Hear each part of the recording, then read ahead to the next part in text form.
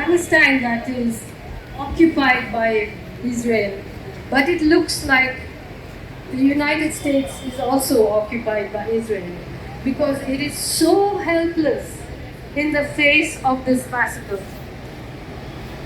मतलब लोग कहते हैं कि अगर अमेरिका चाहती है तो एक फ़ोन कॉल में ये जेनोसाइड रोक सकती है, लेकिन ऐसा नहीं है क्योंकि सिर्फ पैलेस्टाइन इजरायली ऑक्यूपेशन में नहीं है, अमेरिका भी इजराइल से ऑक्यूपाइड है।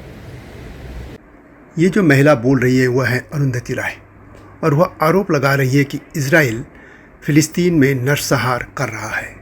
यह वही अरुंधति राय है जिसके खिलाफ दिल्ली के उपराज्यपाल वीके सक्सेना ने गैर कानूनी गतिविधियां रोकथाम अधिनियम यानी यूएपीए के तहत मुकदमा चलाने की अनुमति दी है। उनके साथ कश्मीर के डॉक्टर शेख शौकत हुसैन के खिलाफ भी यही मुकदमा दर्ज कराने की अनुमति दी गई है। बहरहाल दिल्ली के प्रेस क्लब के आंगन में 1 अगस्त को अरुंधति के साथ ही सीपीएम की नेता बृंदा करात, जो कि सीपीएम के पूर्व महासचिव प्रकाश करात की पत्नी भी हैं, इसके अलावा प्रशांत भूषण और पत्रकार वरदराजन समेत कई लेफ्ट लिबरल समूह के लोग शामिल थे। उन्होंने एक सभा की और इसमें राइट फूड कैंपेन यानी गजा में भुखमरी और युद्ध के विरुद्ध खड़े होने की लोगों से अपील की।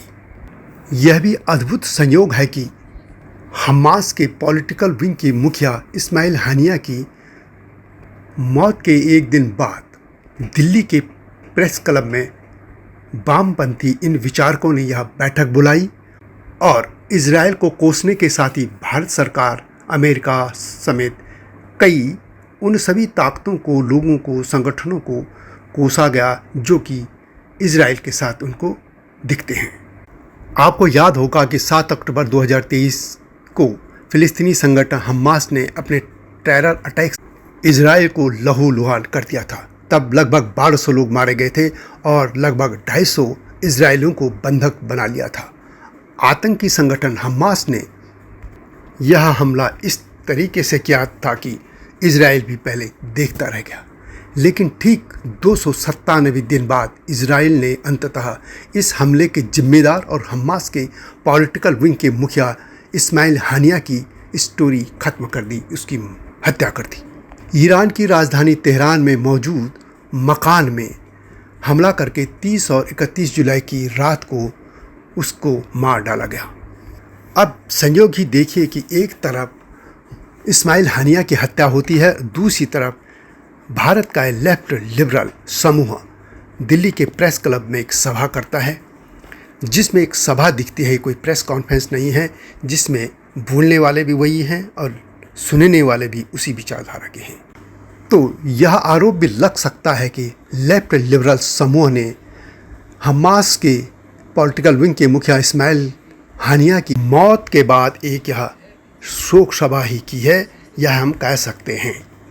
यह ठीक है कि इस तरह का कोई बैनर नहीं था, न इस तरह का कोई उल्लेख उन्होंने करने की कोशिश की, परंतु ऐसा कैसे हो सकता है कि इस्माइल हानिया की मृत्यु के ही अगले ही दिन दिल्ली के प्रेस क्लब में लेफ्ट लिबरल समूह एक सभा कर ले और उसमें अरुंधति राय जैसी महिला को बुला लिया जाए, जो कि हमेशा ही अपने विवादित बयानों से सुर्खियों में रहती हैं।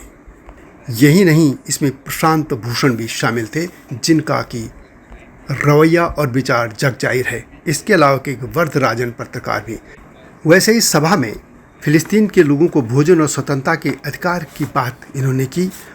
बाकायदा राइट टू फूड कैंपेन शुरू करने की भी बात कही गई और इसमें कहा गया कि रोजी रोटी अधिकार अभियान इजराइल सरकार द्वारा गाजा में युद्ध के हथियार के रूप में भुखमरी के निर्दयी उपयोग से निराश है। इसके साथ ही हम गाजा में संबंधित युद्ध अपराधों में भारत सरकार की निरंतर संलिप्तता से समान रूप से चिंतित हैं। इनका ये भी कहना था कि पिछले 9 महीनों के दौरान अनगिनत बच्चों सहित हजारों फिलिस्तीनी नागरिकों को बेरहमी से मारा गया है, मलबे के नीचे दबा दिया गया है, जलकर मौत हो गई या गंभीर रूप से घायल हो गए हैं। अधिकांश घायल चिकित्सा देखभाल से वंचित हैं क्योंकि इजरायली सेना ने लगातार अस्पतालों, स्वास्थ्य केंद्रों, एम्बुलेंस और स्वास्थ्य कर्मियों को भी निशाना बनाया है। लेकिन यह भी जानने की बात है कि जब 7 अक्टूबर 2023 को फ़िलिस्तीन के इस संगठन हमास ने इज़राइल पर हमला किया था, जिसमें 1200 लोग मारे गए थे, उस समय ये संगठन खामोश थे। ये कभी इस तरीके की संगठन ये बात करते ही नहीं हैं। इनको एक बात बताने की ज़रूरत अवश्य है।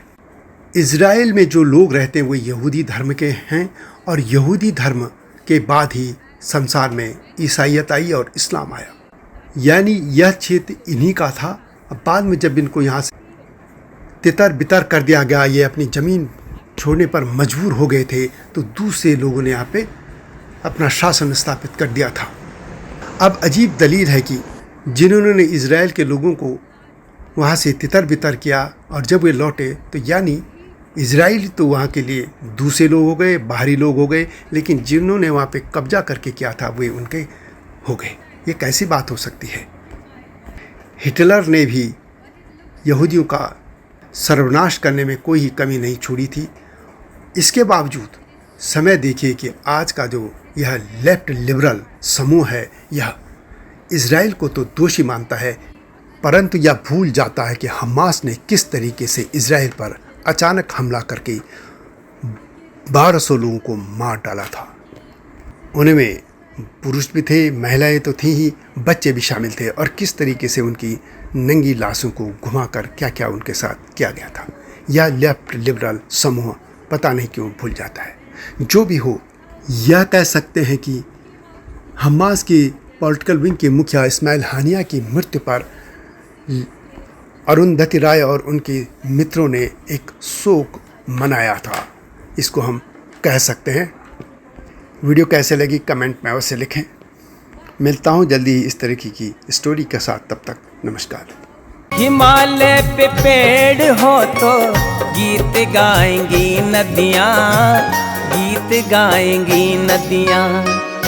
पेड़ों पे चिड़िया है तो गीत गाएंगी नदियाँ, पेड़ों पे चिड़िया है तो गीत गाएंगी नदियाँ।